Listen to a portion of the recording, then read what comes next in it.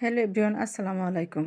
আজকে আমি আপনাদের সঙ্গে শেয়ার করব একটা নতুন রেসিপি, স্যান্ডউইচ রেসিপি। এটা আমি কিভাবে করছি ঘরে থাকা উপকরণ দিয়ে, অল্প উপকরণ দিয়ে, সেটাই আমি আপনাদেরকে দেখাবো। আপনারা সেই পর্যন্ত আমার সাথে থাকেন। আরও থাকবে কিছু টিপস। বাচ্চারা কিন্তু কিছুই খেতে চায় না। এখনের বাচ্চারা এত দুষ্টুমি করে খাবার নিয়ে যে এদেরকে একটা দিলে আরেকটা খেতে চায়, আরেকটা দিলে আরেকটা খেতে চায় না। মা-বাবারা টিফিন নিয়ে বড় পেরেশানিতে থাকেন।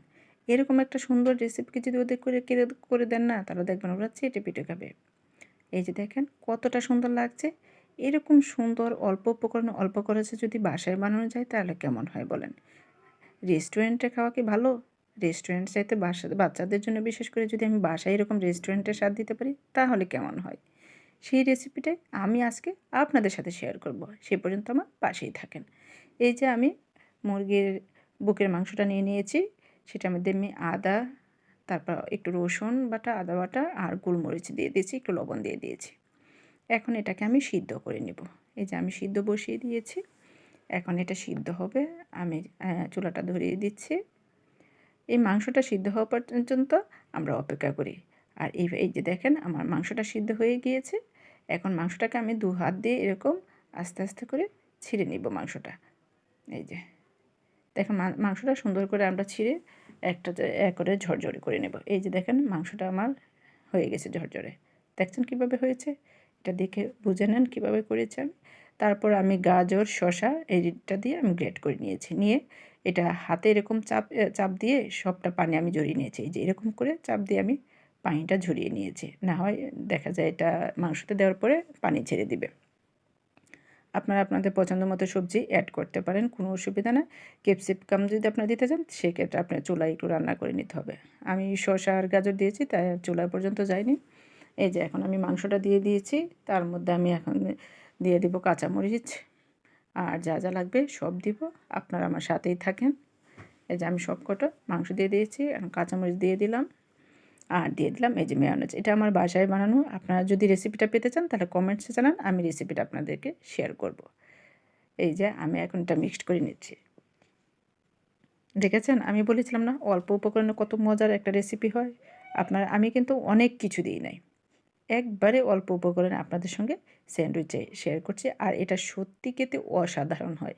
আপনারা একবার খেলে বারবার খেতে চাইবেন। এই যে মেয়োনেজ মিক্সড হয়ে গিয়েছে আর একটু চিনি আর মেয়োনেজে তো আমি সব দিয়েই রেখেছিলাম। আপনারা সেটা করতে পারেন। আমার যদি চান মেয়োনেজ রেসিপিটা দেখতে কমেন্টসে জানাবেন, আমি শেয়ার করে দিব। আর আপনারা আপনার পছন্দ মতো একটু লবণ, চিনি দিয়ে অ্যাড করে নেড়েচেড়ে নিতে পারেন, কোনো অসুবিধা নেই। এই যে আমি ব্রেড দিয়ে দিয়েছি। কীভাবে দিলাম দেখেন। এই যে আমার একটা স্যান্ডউইচ হয়ে গেছে বানানো। এখন আমি আরেকটা করে নিচ্ছি। এভাবে আপনারা যদি বানান না, দেখবেন আপনার বাচ্চা, বাবা, মা, ভাই, বোন, আপনার হাজব্যান্ড বলেন, সবাই অনেক পছন্দ করবে। তার সাথে তাদের মাংসটা খাওয়া তো হচ্ছে, সবজিও হচ্ছে তার সাথে। তাহলে বোঝেন এটা যদি আমরা বাসায় করি, রেস্টুরেন্টে না যাই, কতটা খরচ বেঁচে গেল আর একটা স্বাস্থ্যসম্মত সুন্দর খাবারও হলো। এখন আমি আপনাদের বলি এই রেসিপিটা কোথা থেকে এসেছে।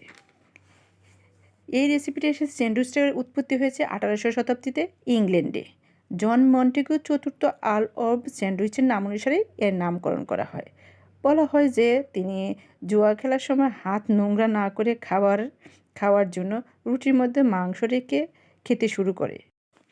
এভাবে আপনারা আমার পাশে থাকবেন এবং খেয়ে কমেন্টসে জানাবেন কেমন হয়েছে। আমার এটা যদি রান্নাটা ভালো লাগে তাহলে লাইক, কমেন্ট, শেয়ার করবেন। আর আপনাদের ভালোবাসায় আমি এই পর্যন্ত, পরবর্তী কোনো রেসিপি নিয়ে আপনাদের মধ্যে অবশ্যই হাজির হব। সেই পর্যন্ত অপেক্ষা করেন। Thanks for watching my videos. আমার চ্যানেলে বিভিন্ন ধরনের পিঠা আছে, আপনারা সেই পিঠাগুলো একবার দেখে আসবেন। ধন্যবাদ সবাইকে। আমার জন্য দোয়া করবেন, আমি যেন আপনাদেরকে এরকম সুন্দর সুন্দর আরও অনেক অনেক রান্না উপহার দিতে পারে। কাকনস ডেলি গিফট মানেই সহজ রেসিপি। আর আপনাদের মধ্যে আমি কঠিন রেসিপিগুলো সহজভাবে উপস্থাপন করব। ধন্যবাদ।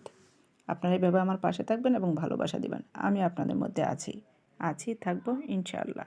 আর এরকম নতুন নতুন রেসিপি নিয়ে আপনাদের মধ্যে আমি হাজির হয়ে যাব। আসসালামু আলাইকুম এভরিওয়ান। Tata, bye bye. ভালো থাকবেন, পাশে থাকবেন। ইনশাআল্লাহ দেখা হবে নতুন কোনো রেসিপি নিয়ে আপনাদের সাথে।